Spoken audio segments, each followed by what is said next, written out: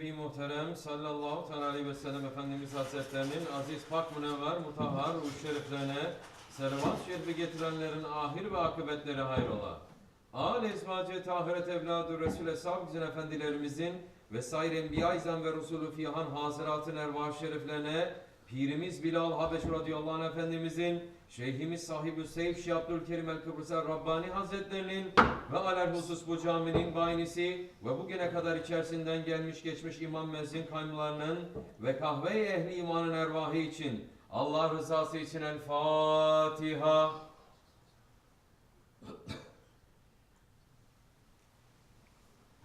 Euzubillahimineşşeytanirracim. Bismillahirrahmanirrahim. İnnallâhe ve melâiketehu yusallûne alen-nebi. Ya eyyühellezîne âmenû sallu aleyhi ve sellimû teslîmâ. Allahümme salli ala seyyidina Muhammedin ve ala ali seyyidina Muhammed. Allahu Ekber, Allahu Ekber, Allahu Ekber, Allahu Ekber. Eşhedü en la ilahe illallah,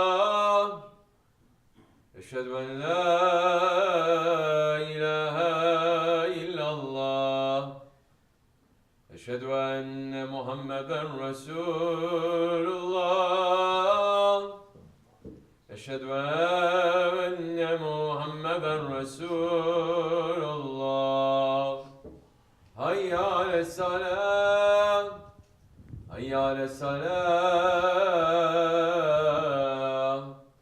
hayya alel-felâh, hayya alel-felâh. Allahu Ekber, Allahu Ekber. La ilahe illallah. Allahümme salli.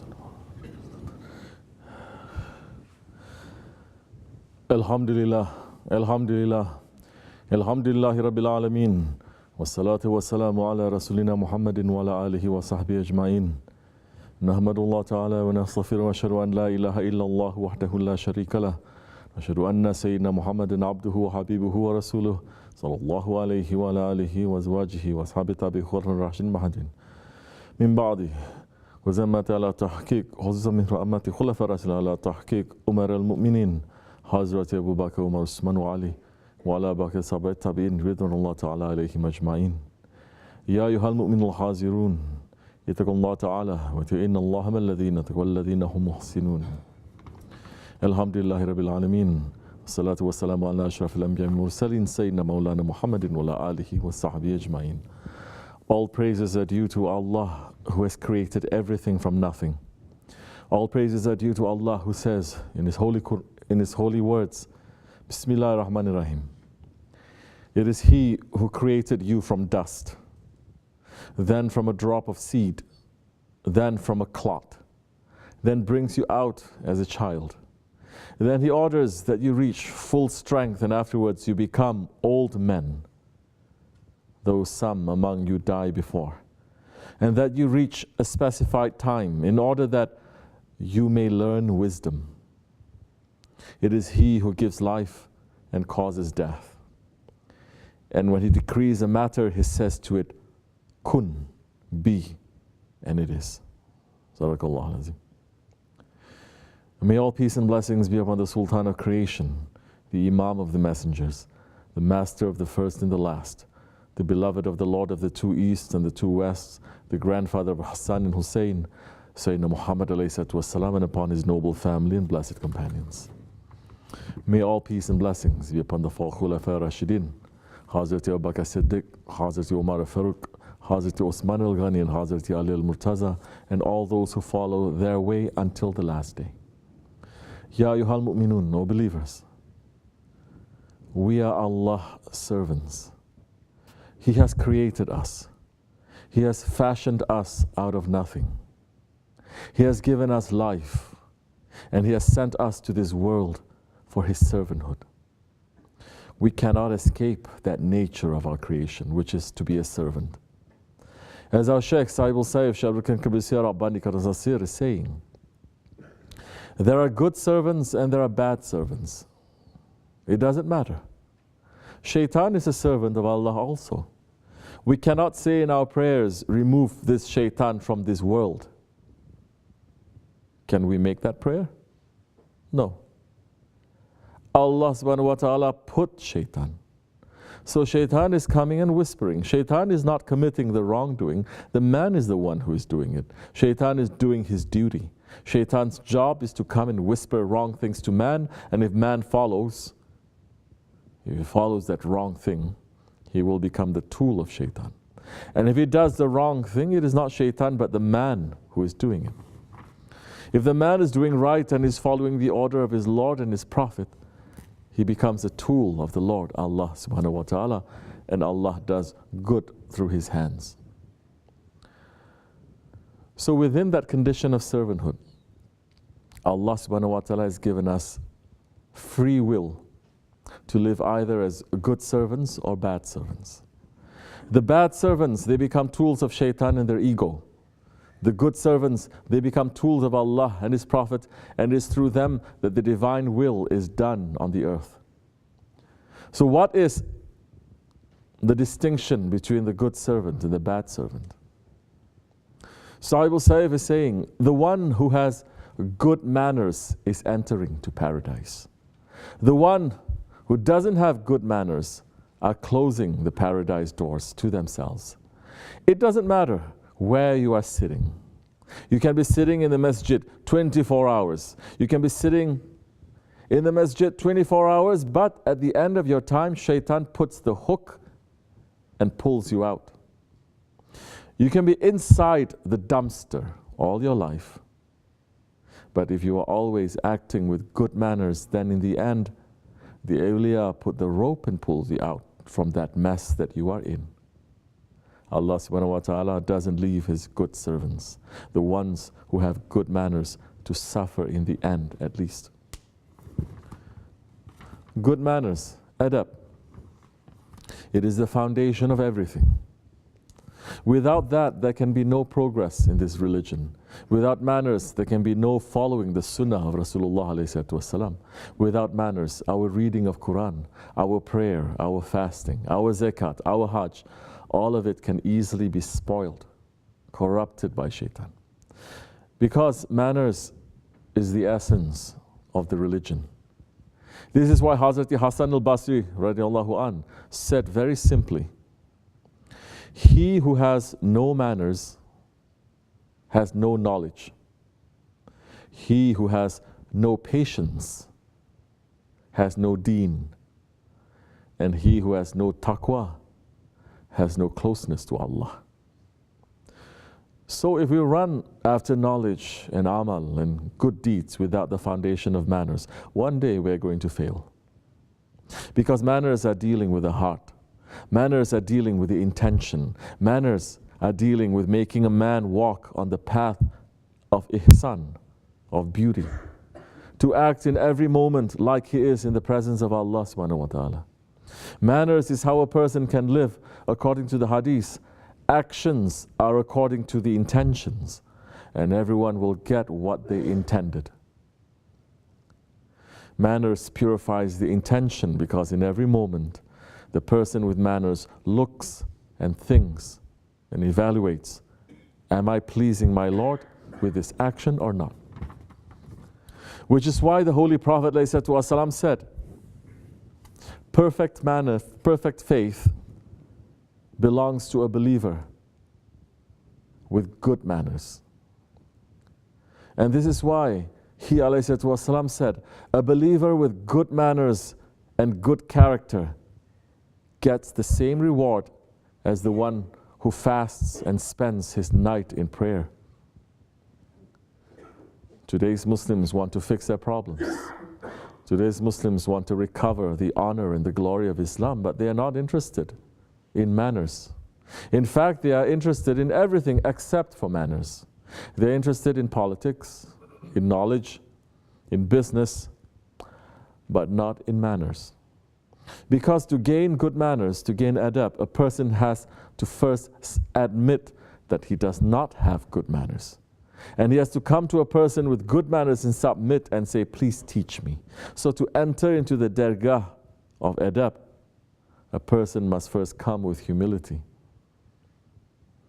But everything in today's society, everything in today's system, it is in reality against being humble and accepting a teacher. Today's Dajjalic system teaches everyone, you are the best. You don't need to change. You must have self-esteem. This is not the way of Islam. This is not the way of spirituality. This is not the way that our civilization and society has functioned for 1400 years. And because that basic foundation of adab has crumbled away, the whole world is in chaos. Just like Sultan al-Awliya, Shaykh Maulana Muhammad Nazim Adil al-Haqqani, Qaddasallahu Sir, is saying, all tariqats, their first instruction is adab yahu. They are reminded to have manners. The first thing we have lost is also manners. A nation's worth and value is known by how advanced are its manners, not with its richness, money, activities, and trade. With manners is man's value. And society's community, nation's values and reputations are known by the good manners they have. Sadly, we are known as Eastern people. But the Eastern people are those who teach good manners to the whole world. Europe has never been in the circle of adab, and it still isn't. All tariqats come originally to bring the nations, ummahs, communities, people to the circle of adab. Whatever greatness we see in our history as Muslims, it is based on adab. That circle of adab that Shaykh Maulana is speaking about, that is the refinement and the beauty that Islam brings to everything that it touches. Look at the seerah of the Holy Prophet ﷺ.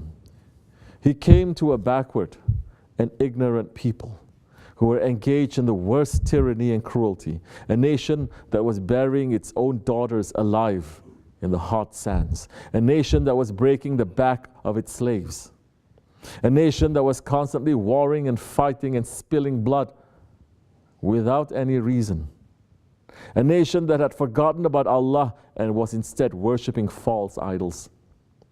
Holy Prophet ﷺ came to teach them their humanity again. Holy Prophet came to teach them mercy again. Holy Prophet came to bring them into the circle of adab. Hazrat Ja'far ibn Abi Talib was explaining this to the Najashi of Abyssinia when he said, O king, we were ignorant people and we lived like wild animals. The strong amongst us lived by preying upon the weak. We obeyed no law and we acknowledged no authority save that of brute force. We worship idols made of stone or wood and we knew nothing of human dignity. And then Allah in His mercy sent to us His messenger who was himself one of us. We knew about his truthfulness and his integrity. His character was exemplary and he was the most well-born of the Arabs. He invited us towards the worship of one Allah and He forbade us to worship idols. He commanded us to tell the truth and to protect the weak, the poor, the humble, the widows and the orphans.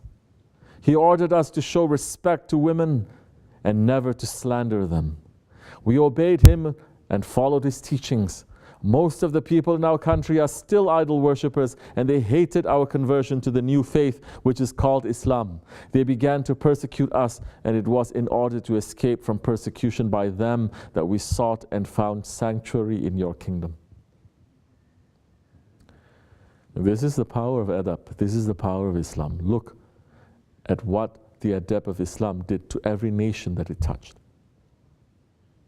Look at the Persians, at the Africans, at the Indians, at the Indonesians, at the Chinese. Look at the beauty and the lutuf that emerged from these nations once they were brought into the circle of adab. Look at the Turks. Before they entered into Islam, they were nomads. They believed in a God who lived in the sky. They believed in spirituality, but they did not have any empire or civilization. After they accepted Islam, they built the greatest civilizations the world has ever seen. And the Holy Ottoman Empire, we see that they brought the highest level of civilization and sophistication and respect to the Holy Prophet ﷺ and to his Sunnah. Wherever Holy Prophet sat or walked or drank water, they built a dome there. Whatever they found that the Holy Prophet touched, from his clothes to his cane to his sword, they preserved it and honored it as their greatest treasure.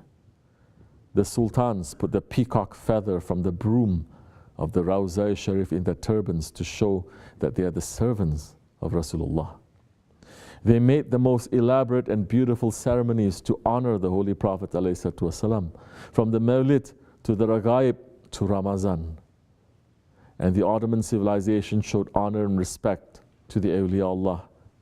The Ottoman sultans, who were the rulers of East and West, showed themselves as servants to their sheikhs. The Ottomans showed the full moon of the splendor of Islam. For us to take even one step forward as an ummah, we must run to learn those manners and return to those manners. We must find the sahib of adab and ask them to teach us, and we must submit to those teachings. If we don't do that, then our prayer, our fasting, our working, it is all going to be for nothing. It will be spoiled by our bad manners and will lead us into more confusion. As our Shaykh is saying, all actions, all works, all prayers, all worshipping, all fasting, and everything that we are doing are to teach us to have good manners. A man who is going to enter into the palace, who is going to go next to a king, they take him and they train him first. They teach him how to have good manners. If he doesn't have good manners, then he cannot go there. It is impossible. The ones who are learning proper manners, they may stay there. They may reach to higher stations. We are going back to the kingdom from the dirtiness of this world. We have to go back to our kingdom. If we don't learn how to have good manners, then we cannot enter back into that kingdom. We cannot go back to our paradise. You must understand that good manners is what Allah subhanahu wa ta'ala has ordered us and what He has forbidden us from.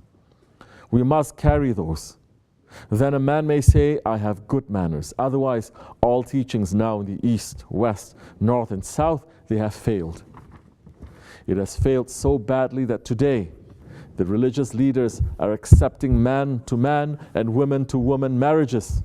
That's how ugly and that's how bad things became in the East and West, North and South. We must wake up to our own selves. We must hold on tightly to the teachings of the Holy Prophet ﷺ. You may not have seen so many things. Through the blessings of our Shaykh, Allah subhanahu wa ta'ala is making us to see and to say, don't look there.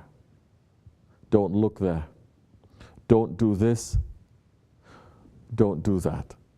To teach you good manners. All these actions that we are doing around here, that we are trying to keep up with, is to learn to have good manners. We don't know how much time we have left in this world, and we must prepare every day for the hereafter. O believers, our hearts should be desiring Akhirat, not this dunya. And to return to Akhirat, to return to the king, to return to that sultan, we have to learn manners. Let us learn manners so that we can return to our home. We must sit with the people of manners. As Shaykh Maulana is saying, may we be with the ones who teach the adab of that sultan. Their association can make us like lions. Those accompanying donkeys become donkeys. One in the company of a lion becomes a lion. Ya Rabbi, keep us in the association of your lions. Amin.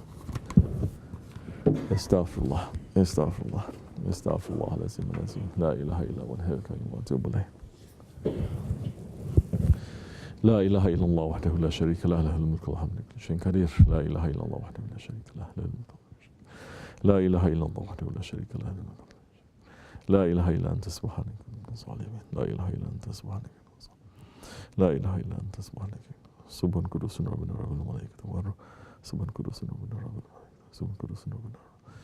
İnne dine Allah'ın İslam. Kam salat. Bismillah.